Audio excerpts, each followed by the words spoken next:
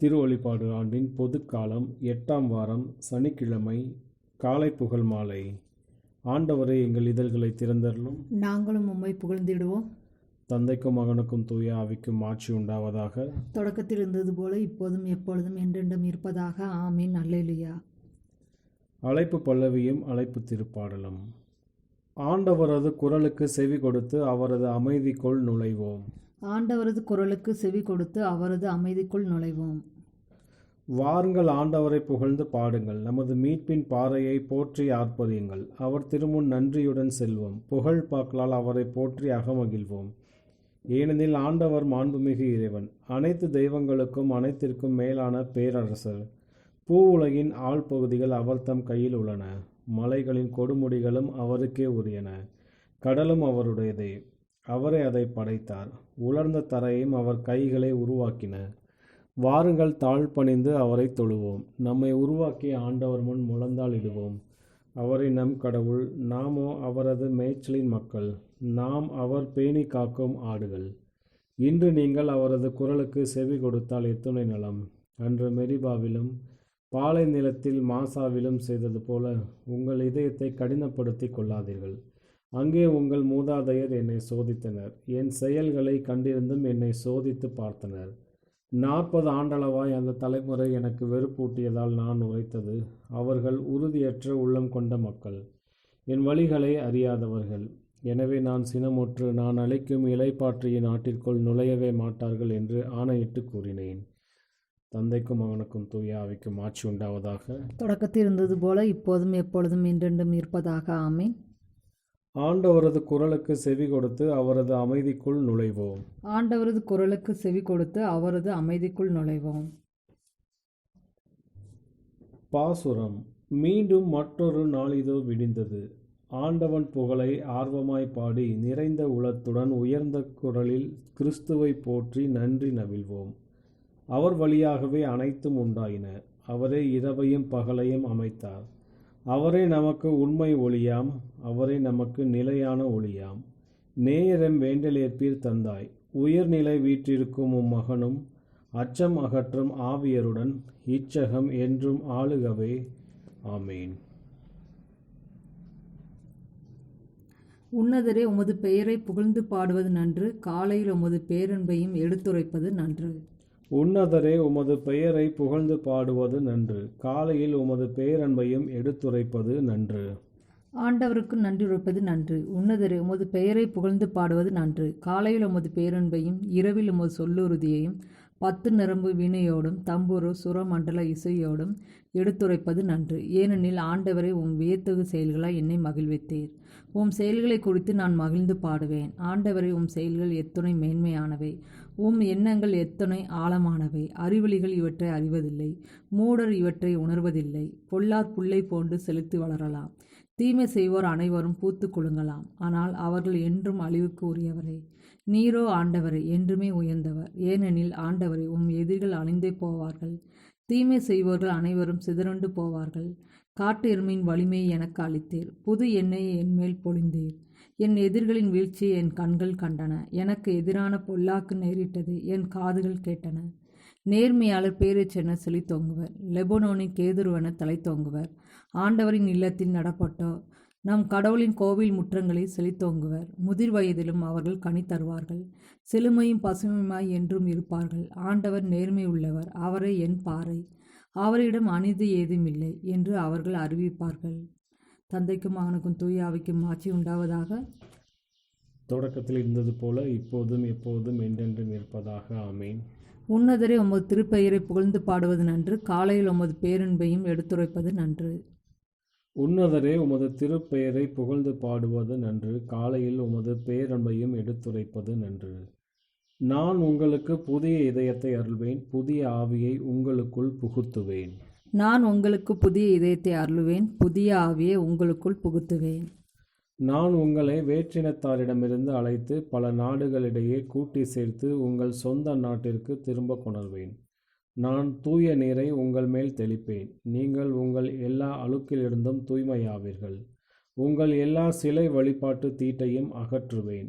நான் உங்களுக்கு புதிய இதயத்தை அருள்வேன். புதிய ஆவியை உங்களுக்குள் புகுத்துவேன். உங்கள் உடலிலிருந்து கல்லாலான இதயத்தை எடுத்துவிட்டு சதையாலான இதயத்தை பொருத்துவேன். என் ஆவியை உங்களுக்குள் புகுத்துவேன். என் நியமங்களை கடைப்பிடிக்கவும் என் நீதி நெறிகளை கவனமாய் செயல்படுத்தவும் செய்வேன். நான் உங்கள் முன்னோருக்கு கொடுத்த நாட்டில் நீங்கள் வாழ்வீர்கள். அப்போது என் மக்களாய் இருப்பீர்கள். நான் உங்கள் கடவுளாய் இருப்பேன். தந்தைக்கும் மகனுக்கும் தூய ஆவிக்கும் ஆட்சி உண்டாவதாக. தொடக்கத்தில் இருந்தது போல இப்போதும் எப்பொழுதும் என்றென்றும் இருப்பதாக. ஆமென். நான் உங்களுக்கு புதிய இதயத்தை அருள்வேன். புதிய ஆவியை உங்களுக்குள் புகுத்துவேன். நான் உங்களுக்கு புதிய இதயத்தை அருளுவேன், புதிய ஆவியை உங்களுக்குள் புகுத்துவேன். ஆண்டவரை பாலகரின் மழலையிலும் குழந்தைகளின் மொழியிலும் வலிமையை உறுதிப்படுத்தினீர். ஆண்டவரே, பாலகரின் மழலையிலும் குழந்தைகளின் மொழியிலும் வலிமையை உறுதிப்படுத்தினீர். ஆண்டவரே எங்கள் தலைவரே, உமது பெயர் உலகெங்கும் எவ்வளவு சிறந்து விளங்குகின்றது. உமது மாட்சியை வானங்களுக்கு மேலாக நிலைபெற செய்தீர். பாலகரின் ஆவியிலும் குழந்தைகளின் மழலையிலும் வலிமையை உறுதிப்படுத்தி உம் பகைவரை ஒடுக்கினீர். எதிரியையும் பழி வாங்குவோரையும் எளிதாய் அடக்கினீர். உமது கை வேலைப்பாடாகிய வானத்தையும் அதில் நீ பொருத்தியுள்ள நிலாவையும் விண்மீன்களையும் நான் நோக்கும்போது, மனிதரை நீ நினைவில் கொள்வதற்கு அவர்கள் யார்? மானிடரை நீர் ஒரு பொருட்டாக எண்ணுவதற்கு அவர்கள் யார் என்று எண்ண தோன்றுகிறது. அவர்களை கடவுளாகிய உமக்கு சற்றே சிறியவர் ஆக்கியுள்ளீர்.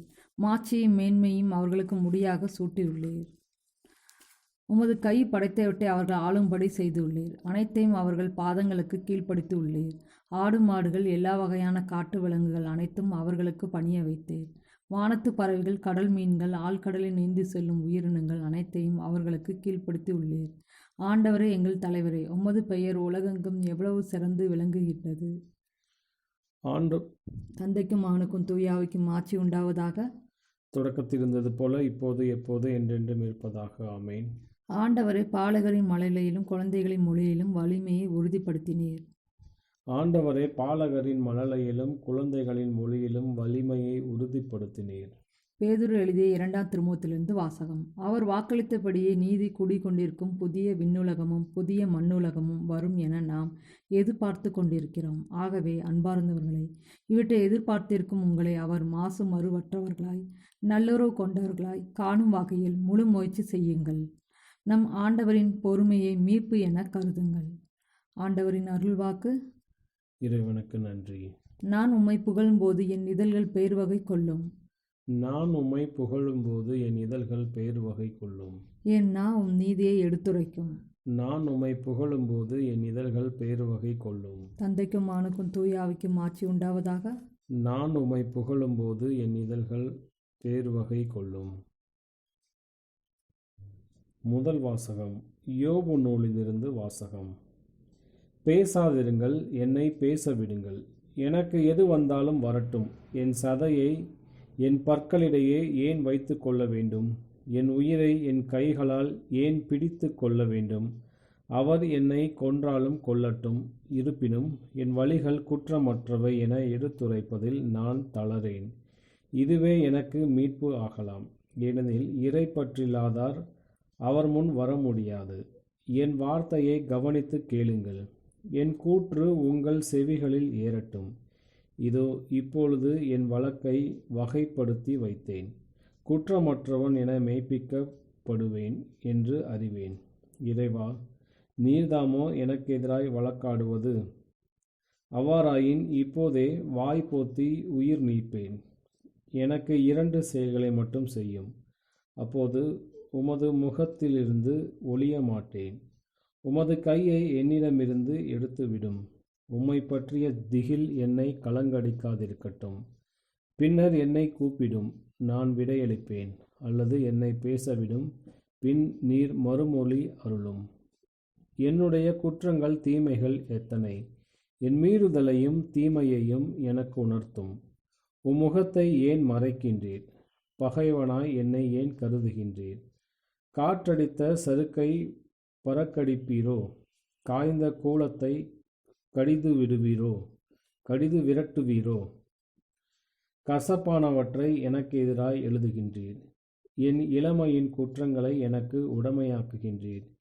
என் கால்களை தொழுவில் மாட்டினீர். கண் வைத்தீர். என் பாதையெல்லாம் காலடிக்கு எல்லை குறித்து குழி தோண்டினீர். மனிதர் உளுத்த மரம் போல் விழுந்து விடுகின்றனர். அந்து பூச்சி அரிக்கும் ஆடை போல் ஆகின்றனர். பெண்ணிடம் பிறந்த மனிதனுக்கு வாழ்நாளோ குறைவு, வருத்தமோ மிகுதி. மலர் போல் பூத்து அவர்கள் உலர்ந்து போகின்றனர்.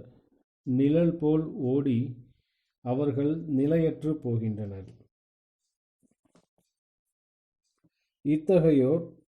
இத்தகையோர் மீதா கண்களை வைப்பீர்? தீர்ப்பிட அவர்களை உம்மிடம் கொணர்வீர். அழுக்குற்றதினின்று அழுக்கற்றதை கொணர முடியுமா? யாராலும் முடியவே முடியாது. அவர்களுடைய நாட்கள் உண்மையாகவே கணிக்கப்பட்டுள்ளன. அவர்களுடைய திங்கள்களின் எண்ணிக்கை உம்மிடம் உள்ளது.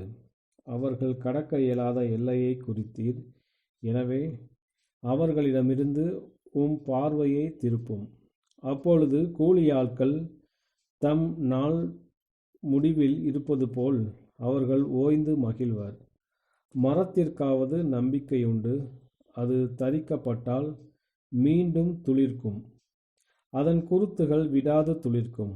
அதன் வேர் மண்ணில் பழமையடைந்தாலும் அதன் அடிமரம் நிலத்திலும் பட்டுப்போனாலும் தண்ணீர் மட்டும் பட்டதும் அது துளிர்க்கும். இளஞ்செடி போல் கிளைகள் விடும். ஆனால் மனிதர் மடிகின்றனர், மண்ணில் மறைகின்றனர். உயிர் போன பின் எங்கே அவர்கள்? ஏரியில் தண்ணீர் இல்லாது போம். ஆறு வறண்டு காய்ந்து போம். மனிதர் படுப்பர், எழுந்திருக்க மாட்டார். வானங்கள் அழியும் வரை அவர்கள் எழுவதில்லை. அவர்கள் துயிலிலிருந்து எழுப்பப்படுவதில்லை. ஓ, என்னை பாதாளத்தில் ஒளித்து வைக்க மாட்டீரா? சீற்றம் தணியும் வரை மறைத்து வைக்க மாட்டீரா? என்னை நினைக்க ஒரு நேரம் குறிக்க மாட்டீரா? மனிதர் மாண்டால் மறுபடியும் வாழ்வரா? எனக்கு விடிவு வரும் வரை என் போராட்ட நாட்களெல்லாம் பொறுத்திருப்பேன். நீர் அழைப்பீர், உமக்கு நான் பதில் அளிப்பேன். கைவினையாம் என்னை காண விளைவீர். அப்பொழுது என் காலடிகளை கணக்கிடுவீர். என் தீமைகளை துருவி பார்க்க மாட்டீர். ஆண்டவரின் அருள்வாக்கு. இறைவனுக்கு நன்றி. இரண்டாம் வாசகம். யோபு கிறிஸ்துவின் ஒரு அடையாளமே. ஆயரான புனித வெரோனாவின் ஜெனோ ஆற்றிய பிரசங்கம். கிறிஸ்துவின் ஒரு அடையாளமா? நான் சரியாக இருந்தால் அவர் அடையாளமே. அவர்கள் இருவரையும் ஒப்பிட்டு பார்க்கும்போது நான் சொல்வதில் உள்ள உண்மை வெளிப்படும். ஆனால் இறைவனால் நீதிமான் என்று யோபு அழைக்கப்பட்டாலும் இறைவன் தாமே புனிதர் அனைவரும் பாரும் நீதியின் ஊற்றாக விளங்குகின்றார். புனிதர் அனைவரும் பருகும் நீதியின் ஊற்றாக விளங்குகின்றார். மறைநூல் கூறுவதை பாருங்கள். நீதியின் கதிரவன் உனக்காக எழுவான். உண்மையுள்ளவர் என யோபு அழைக்கப்பட்டார். ஆனால் ஆண்டவர் தாமே நற்செய்தியில் கூறுவது போல் வழியாகவும் உண்மையாகவும் வாழ்வாகவும் விளங்குகின்றார். யோபு செல்வந்தராக இருந்தார். ஆனால் ஆண்டவரே இன்னும் பெரிய செல்வந்தராக உள்ளார். ஏனெனில் மண்ணுலகம் ஆண்டவருடையதே, அதிலுள்ள அனைத்தும் அவருடையதே. உலகமும் அதில் வாழ்வோர் அனைவரும் அவருடையதே. செல்வந்தர் அனைவரும் அவருடைய ஊழியர்களே. முழு உலகமும் இயற்கை அனைத்தும் அவருக்கு ஊழியம் புரிபவையே. ஆனால் யோபையும் கிறிஸ்துவையும் நாம் பல விதங்களில் ஒப்பிடலாம். எவ்வாறு யோபு அழகையினால் 3 முறை சோதிக்கப்பட்டாரோ அவ்வாறே கிறிஸ்துவும் 3 முறை சோதிக்கப்பட்டார். ஆண்டவர் நம்மீது கொண்ட அன்பினால் தமது செல்வங்கள் எல்லாம் அப்புறப்படுத்திவிட்டு ஏழ்மையை தேர்ந்து கொண்டார். இவ்வாறு நாம் செல்வந்தராவோம். ஆனால் யோபு தன் உடைமைகள் அனைத்தையும் இழந்தார். ஒரு கொடிய காற்று யோபின் பிள்ளைகளை கொன்றது. இறைவாக்கினர்களான இறைவனது பிள்ளைகளோ பரிசேயர்களின் சினத்தினால் கொல்லப்பட்டனர். யோபு புண்கள் நிறைந்தவராய் உருகுலைந்து போனார். ஆண்டவரோ மனிதனாக மாறியதால் மனித இனம் அனைத்தும் செய்த பாவங்களின் அழுக்கை தன்மேல் ஏற்றுக்கொண்டார். யோபின் மனைவி பாவம் செய்யுமாறு அவரை சோதித்தாள். இவ்வாறே ஊழல் தலைமைக்கு அடிபணியுமாறு ஜெபக்கூட்டம் ஆண்டவரை நிர்பந்தித்தது. இங்கனம் அவரது பீடத்தின் ஊழியர்களான குருக்களால் அவர் அவமானப்படுத்தப்பட்டார். அவ்வாறே யோபுவும் தன் நண்பர்களால் அவமானப்படுத்தப்பட்டார். எவ்வாறு யோபு புழுக்கள் அடங்கிய குப்பை மேட்டில் அமர்ந்திருந்தாரோ அவ்வாறே உலகத்தின் தீமை அனைத்தும் மெய்யாகவே ஆண்டவர் குடியிருந்த ஒரு குப்பை மேடாக இருந்தது. ஒவ்வொரு வகையான குற்றத்திலும் கீழ்த்தரமான ஆசையிலும் உழலும் மனிதர்களே மெய்யான புழுக்களாவர். யோபு தன் செல்வங்களையும் ஆரோக்கியத்தையும் மீண்டும் அடைவது உயிர்த்தெழுதலுக்கு முன் அடையாளமாக திகழ்கின்றது. கிறிஸ்துவை விசுவசிப்போருக்கு அது ஆரோக்கியத்தையும் நித்திய வாழ்வையும் அளிக்கின்றது. உலகம் அனைத்திற்கும் மீண்டும் ஆண்டவராகும் கிறிஸ்து கூறுகின்றார், என் தந்தை அனைத்தையும் எனக்கு அளித்துள்ளார். யோபு வேறு பிள்ளைகளை பெற்றது போல கிறிஸ்துவும் வேறு பிள்ளைகளை பெற்றார். ஏனெனில் ஆண்டவரின் பிள்ளைகளான அப்போஸ்தலர்கள் இறைவாக்கினர்களுக்கு வாரிசுகள் ஆனார்கள். யோபு மகிழ்ச்சியோடும் சமாதானத்தோடும் இருந்தார். ஆனால் ஆண்டவருக்கு சாவு என்பதே இல்லை. அவர் என்றென்றும் புகழப்படுகின்றார். காலம் தொடங்குவதற்கு முன்பு அவர் எவ்வாறு இருந்தாரோ அவ்வாறே காலம் தொடரும் போதும் நித்தியத்திற்குள் நுழையும் போதும் அவர் இருப்பார். ஆயரான புனித வெரோனாவின் ஜெனோ ஆற்றிய பிரசங்கம். இன்றைய நற்செய்தி வாசகம். மார்க் எழுதிய தூய நற்செய்தியிலிருந்து வாசகம்.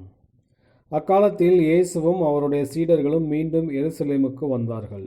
இயேசு கோவிலில் நடந்து கொண்டிருந்த போது தலைமை குருக்கள், மறைநூல் அறிஞர்கள், மூப்பர்கள் ஆகியோர் அவரிடம் வந்து, எந்த அதிகாரத்தால் நீர் இவற்றை செய்கிறீர்? இவற்றை செய்ய உமக்கு அதிகாரம் கொடுத்தவர் யார் என்று கேட்டனர். இயேசு அவர்களுக்கு மறுமொழியாக, நானும் உங்களிடம் ஒரு கேள்வி கேட்கிறேன். நீங்கள் மறுமொழி கூறுங்கள். அப்பொழுது எந்த அதிகாரத்தால் இவற்றை செய்கிறேன் என நான் உங்களுக்கு சொல்வேன். திருமுழுக்கு அளிக்கும் அதிகாரம் யோவானுக்கு விண்ணகத்திலிருந்து வந்ததா அல்லது மனிதரிடமிருந்து வந்ததா?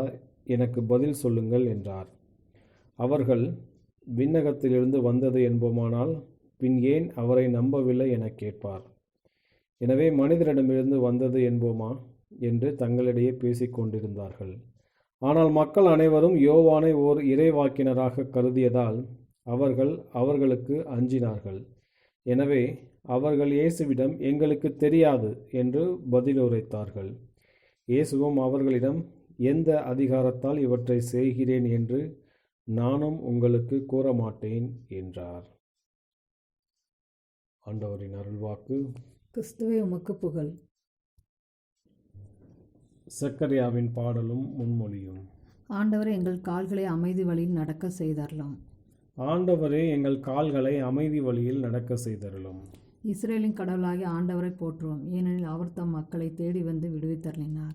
தம் தூய இறைவாக்கினர் வாயினால் தொடக்கம் முதல் அவர் மொழிந்தபடியே அவர் தம் ஊழியராகிய தாவீதின் குடும்பத்தில் வல்லமையுடைய மீட்பர் ஒருவர் நமக்காக தோன்ற செய்தார்.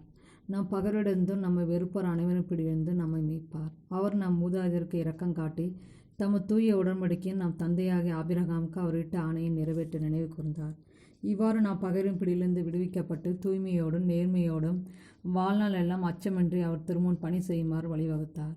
குழந்தை, நீ உன்னத கடவுளின் இறைவாக்கினர் எனப்படுவாய். ஏனெனில் பாவ மன்னிப்பால் வரும் மீட்பை அவர் தம் மக்களுக்கு அறிவித்து ஆண்டவருக்கான வழியை செம்மைப்படுத்த அவர் முன்னே செல்வாய்.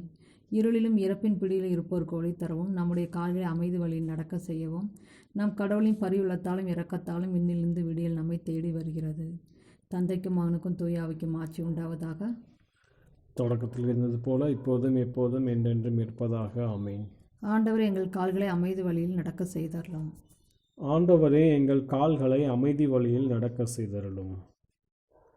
மன்றாட்டுகள். கடவுளுடைய கொடை பயப்படும் மனப்பான்மை அல்ல, மாறாக வல்லமையும் அன்பும் சுய கட்டுப்பாடும் உள்ள ஆவியாகும். எனவே முழு நம்பிக்கையோடு நாம் வேண்டுவோம். தந்தையை உம் ஆவியாரை எங்களுக்கு அனுப்பியறலாம். நம் ஆண்டவராகிய இயேசு கிறிஸ்துவின் தந்தையும் கடவுளுமானவர் போற்றி. கிறிஸ்துவில் நீர் எங்களுக்கு எல்லா ஆன்மீக ஆசியையும் கொடுத்துள்ளீர். தந்தையை உம் ஆவியாரை எங்களுக்கு அனுப்பியறலாம். தூய ஆவியாரின் வல்லமையால் மரியா கிறிஸ்துவை உலகிற்கு கொடுத்தார். திருச்சபையின் வழியாக இன்று கிறிஸ்து மீண்டும் மனித உள்ளங்களில் பிறப்பாராக. தந்தை உம் ஆவியாரை எங்களுக்கு அனுப்பியறலாம். தந்தையே, உமது தூய ஆவியார் எங்களை தனிமையிலிருந்து வெளிக்கொணர்வாராக. குருடர்களுக்கு பார்வை கொடுக்கவும் ஒளியின் வார்த்தையை பறைசாற்றவும் வாழ்வின் நிறைவை நாங்கள் ஒரு சேர கண்டுகொள்ளவும் அவர் எங்களை வழிநடத்தி செல்வாராக. தந்தை, ஆவியாரை எங்களுக்கு அனுப்பியறலாம். உமது ஆட்சிக்காக நாங்கள் எடுக்கும் முயற்சிகள் சுயநலத்தாலோ அச்சத்தாலோ குன்றிவிடாமல் இருப்பதாக. படைப்பனைத்தும் தூய ஆவியாரால் புத்துயிர் பெறவும் எங்கள் இல்லங்களெல்லாம் மீட்படைந்த உலகிற்கு சான்று பகரவும் அருள் புரிவீராக. தந்தை, ஆவியாரை எங்களுக்கு அனுப்பியறலாம். நம்முடைய தனிப்பட்ட மன்றாட்டுகள். ஆண்டவரின் இறைவேண்டல். விண்ணுலகில் இருக்கிற எங்கள் தந்தையே, உமது பெயர் தூயது என போற்ற பெறுக. உமது ஆட்சி வருக. உமது திருவுளம் விண்ணுலகில் நிறைவேறுவது போல மண்ணுலகிலும் நிறைவேறுக. எங்கள் அன்றாட உணவை இன்று எங்களுக்கு தாரும். எங்களுக்கு எதிராக குற்றம் செய்வோரை நாங்கள் மன்னிப்பது போல எங்கள் குற்றங்களை மன்னியும். எங்களை சோதனைக்கு உட்படுத்தாதையும் தீமையிலிருந்து எங்களை விடுவித்தரலும். கிறிஸ்துவின் சமாதானம் ஆன்மாவோடு இருப்பதாக. இறுதி மன்றாட்டு. என்றும் வாழும் எல்லாம் வல்ல கடவுளே, உண்மை, ஒளி, நிலை வாழ்வு இவற்றின் பெருஞ்சுடரே, இக்காலை வேளையில் பாவ இருளை அகற்றி உமது திருவருகையின் மகிமையால் எம் உள்ளங்களை நிரப்பியருளும். உம்மோடு தூய ஆவியின் ஒன்றிப்பில் இறைவனாய் என்றென்றும் வாழ்ந்து ஆட்சி செய்கின்ற எங்கள் ஆண்டவரும் உமது திருமகனுமாகிய இயேசு கிறிஸ்து வழியாக உம்மை மன்றாடுகிறோம். ஆமீன். ஆண்டவர் நம்மை ஆசீர்வதித்து தீமைகள் அனைத்திலிருந்து பாதுகாத்து நிலை வாழ்வுக்கு அழைத்துச் செல்வாராக. ஆமீன்.